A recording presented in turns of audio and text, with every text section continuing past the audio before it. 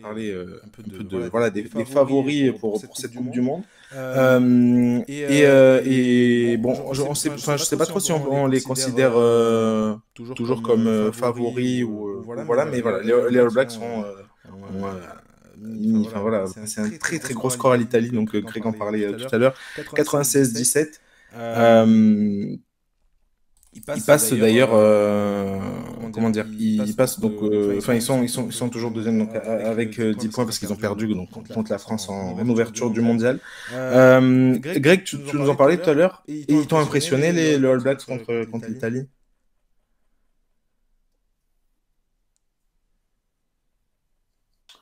C'est un mélange de déception côté italien et de respect, c'est un grand mot, mais grand bravo All Black. Mhm. Non, moi, j'avais dit mon score, c'était 45 à 13.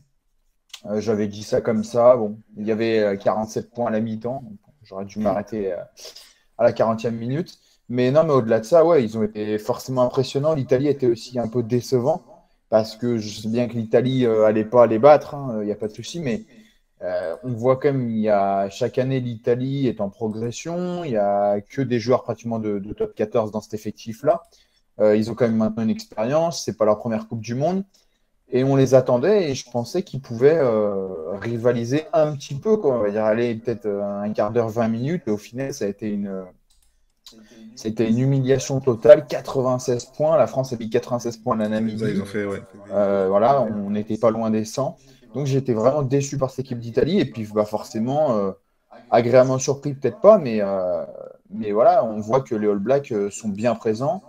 Pour moi, ils ne sont pas dans les favoris, ils sont plus dans les outsiders, c'est-à-dire les trois quatre équipes qui peuvent, entre guillemets, l'emporter.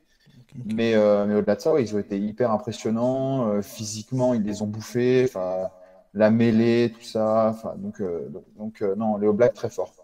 Ok. Et toi, Raph, tu rejoins un peu Greg là-dessus. Pour toi, pas encore, enfin, c'est encore trop juste entre guillemets pour les voir comme les favoris pour peut-être le titre ou est-ce que ils semblent de plus en plus crédibles, ils montent en puissance? Je pense que c'est compliqué de ne pas considérer la Nouvelle-Zélande comme une équipe favorite. Pour moi, c'est toujours la première qu'il faut compter sur un classement s'il faut ou quand il faut mettre des noms. Mais c'est vrai que sur ce match-là, comme l'a dit Greg, moi en fait j'attendais plus l'Italie parce qu'on parlait beaucoup de la Nouvelle-Zélande comme étant dans le dur. Et je me disais que ça pouvait peut-être être la chance de l'Italie. Je sais pas, pour une fois j'étais emballé par cette équipe et j'avais envie d'y croire. Et ben j'aurais pas dû. Parce qu'ils ont été très mauvais, et ça m'a beaucoup déçu. Ça a remis cette équipe à sa place, et je trouve ça aussi important quand une équipe déjoue à ce point-là, de souligner le fait que franchement ils ont été à côté de tout, et à côté de tout, c'est catastrophique. C'est quand même une Coupe du Monde, ils avaient quelque chose à montrer, ils pouvaient prouver quelque chose, ils l'ont pas fait. Et à côté de ça, j'ai quand même envie de souligner la force des All Blacks en début de match. On l'a vu contre la France, où ils ont été très durs en début de partie. Et là, tout de suite, ils ont assommé les Italiens par des essais à la volée. Et en fait, ils n'ont pas su rivaliser dans l'énergie dès le début. L'Italie, il fallait comme si c'était un diesel, et en fait, c'était trop tard. Donc je pense que ça peut être une équipe qui peut être très dangereuse si elle poursuit ses entames de match aussi intéressantes. On ne sait jamais. Toutes les équipes peuvent être cueillies à froid. Et je pense que ça peut être dangereux, ça peut être une arme dangereuse, surtout que s'ils arrivent à tenir par la suite. Il y a eu des retours importants, si je ne me trompe pas. Donc ça peut être une équipe solide sur la durée qui peut peut-être étonner. Ce qui est marrant, c'est que après la victoire de l'Italie, alors je sais plus laquelle, en poule, là, avec un bonus Contre offensif, je sais l'Uruguay? plus contre qui, Contre contre l'Uruguay? l'Uruguay, on disait attention, parce que du L'Uruguay, coup, ouais. si on perd contre l'Italie le dernier match, ils vont nous éliminer avec le bonus, etc. Là, après avoir mis 96-0 à la Namibie et après avoir vu ce match-là, Nouvelle-Zélande-Italie, on a un peu moins peur quand même de ce dernier match contre l'Italie. C'est le moins qu'on puisse dire. Ça, c'est clair. Oui, Et d'ailleurs, Et Italie-Uruguay aussi, hein.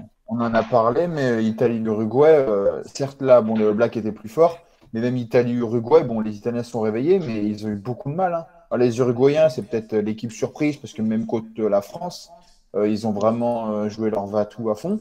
Mais en tout cas, l'Italie, même contre l'Uruguay, était loin, loin, loin Ouais. de faire un grand match. Et on l'a vu contre la Nouvelle-Zélande. Comme a dit Raph, c'est une équipe un petit peu qui est renvoyé dans les cordes, parce que moi, je m'attendais au moins à plus contre l'Uruguay, en tout cas. Et voilà, et c'est vrai que 96 points, c'est très très lourd. Qu'ils perdent, ok, 96 points après 100 pions pris, c'est assez lourd, je pense. C'est énorme, c'est clair. Donc le prochain rendez-vous de la Nouvelle-Zélande, enfin, en fait, le prochain rendez-vous de cette Coupe du Monde, c'est donc jeudi, Nouvelle-Zélande-Uruguay.